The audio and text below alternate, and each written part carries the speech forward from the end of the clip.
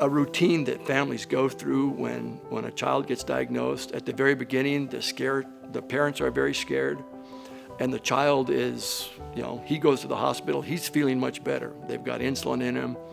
So the child is good, he's getting a lot of attention, friends are coming, he's getting flowers and stuffed animals and everything is great. But then it's like a month later and the child realizes that, hey, this is not going away. The flowers have stopped, the attention has stopped, and now he's got to deal with the disease. The parents, on the other hand, were freaked out at the beginning, but they realized that their child can live.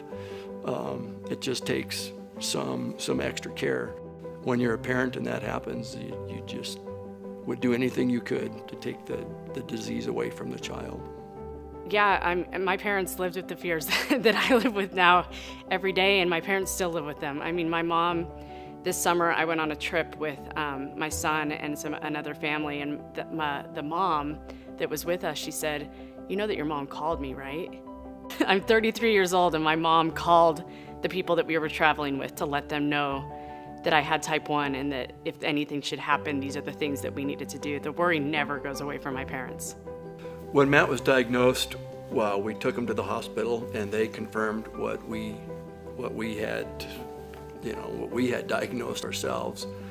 And I remember getting into the ambulance and the driver said that I couldn't sit him back with Matthew because it was not the right protocol, and so I insisted on riding in back, and they insisted that I ride in front, and finally I had to tell the young man, I said, "You don't understand." I said, "I'm riding in back, so you better get with the program because I'm not going in front." And he saw that it was a losing battle for that, so he did let me ride in back. Oh, I think it would have been a completely different disease for me if I didn't have supportive parents or a parent with diabetes. I mean, I was probably, before I got diabetes, I would give him shots every once in a while, and that was a fun thing to do. Oh, get to poke dad. But that would have been a completely different disease to have if I didn't have anyone to talk to or even supportive parents at all. I mean, I've met some people who they don't have any support system, and I couldn't imagine not having someone to be there for me. I remember that first night when he realized that I was diabetic, he cried. And I've only seen my father cry, I can count them on one hand, a number of times.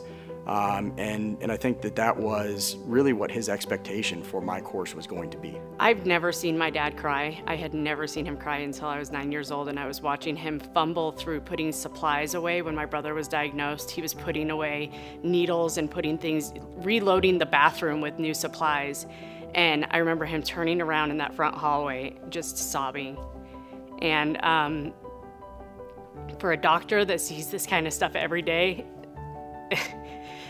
we knew that something was very serious with our family. When Matt was born, I was absolutely afraid of it. I've got two sons, and I was afraid of it for both of them because I know that, obviously my genes have it. When Matt was diagnosed, I did feel horrible that I gave him the disease, and doctors pointed out that it takes two. My wife had to have the gene as well.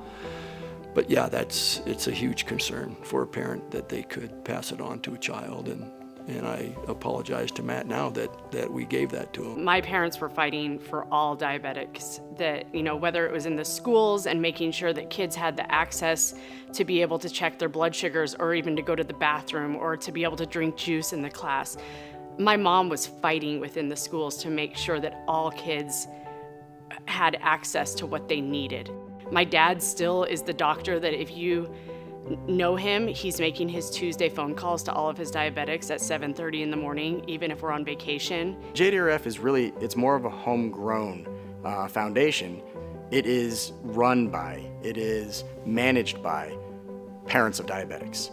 And that is the key. The biggest force to be reckoned with is a parent of a child with a chronic disease. So if you have a parent of a child with diabetes, there's nothing holding them back from that cure.